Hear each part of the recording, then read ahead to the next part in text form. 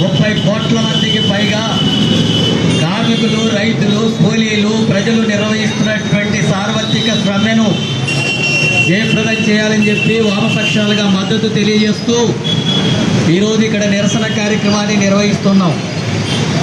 దేశంలో కార్మికులు పెద్ద ఎత్తున ఉద్యమాలు చేసి హక్కులను, చట్టాలను సాధించుకుంటే వాటన్నిటిని కూడా నిర్వీర్యం చేస్తూ 4 కోట్లుగా కురించి వాళ్ళకు సమ్మె చేసే హక్కు లేదని, సంఘం పెట్టుకునేటటువంటి హక్కు లేదని, యజమానులు చెప్పినటువంటి పద్ధతిలోనే పనిచేయాలని, వేతనాలు పెంచాలనేటటువంటి అమలు జరగాలనేటటువంటిది లేకుండా మొత్తం కార్మికులంతా కూడా బానిసలుగా మార్చేటటువంటి విధానాలని కేంద్ర ప్రభుత్వం 4 కోట్ల పేరుతో తీసుకురావడం జరిగింది.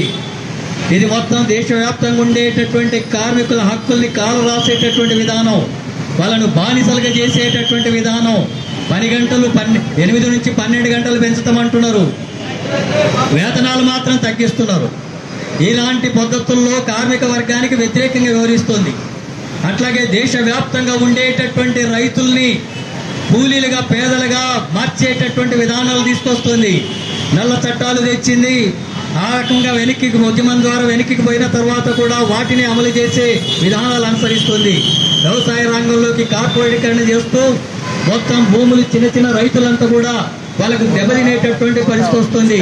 మద్దతు ధర ఇవ్వడం లేదు, కనీస సబ్సిడీలు ఇవ్వడం లేదు, ఎరువుల సబ్సిడీలు ఇవ్వడం లేదు. రైతుల ఆత్మహత్యలు దేశవ్యాప్తంగా పెరుగుతున్నాయి.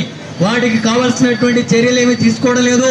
ఇప్పుడు అమెరికా దగ్గర వాణిజ్య ఒప్పందంలో భాగంగా అక్కడ ఉత్పత్తి అయినటువంటి పంటలను, ధాన్యాలని మనము దిగుమతి చేసుకోవడం వల్ల ఇక్కడ రైతాంగం అంతా కూడా తీవ్రమైనటువంటి నష్టానికి గురయ్యే పరిస్థితి వస్తుంది. మన దగ్గర ఉండేటటువంటి వనరులను దోచుకోవడంతో పాటు అక్కడ ఉండే పంటలంతా కూడా ఇక్కడ వ్యాపారం చేసుకోవడానికి అనుకూలంగా మారితే దేశవ్యాప్తంగా ఇది వ్యవసాయక దేశం, వ్యవసాయం మీద ఆధారపడ్డటువంటి దేశం, వాళ్ళందరూ కూడా ఎడారిగా మారేటటువంటి పరిస్థితి వస్తుంది వాళ్ళ జీవితాలంతా కూడా. అలాగే గ్రామీణ ప్రాంతాల్లో ఉండేటటువంటి కూలీలకు ఇప్పటికే పని దొరకడం లేదు, వాళ్ళ కనీస వేతనం అమలు జరగడం లేదు, జీవన పరిస్థితులు చాలా దుర్భరంగా ఉన్నాయి, పెరిగిన ధరలకు వాళ్ళు బ్రతుకు తెరివే కష్టంగా మారింది. అలాంటి స్థితిలో ఉపాధి హామీ చట్టాన్ని నిర్వీర్యం చేస్తుంది. వాళ్ళ పని దినాలకు సంబంధించినవి పెంచినమని చెప్తున్నప్పటికీ కూడా నిధులు కోత పెట్టింది.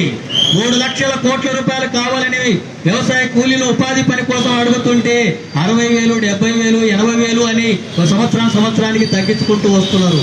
అంటే ఉపాధి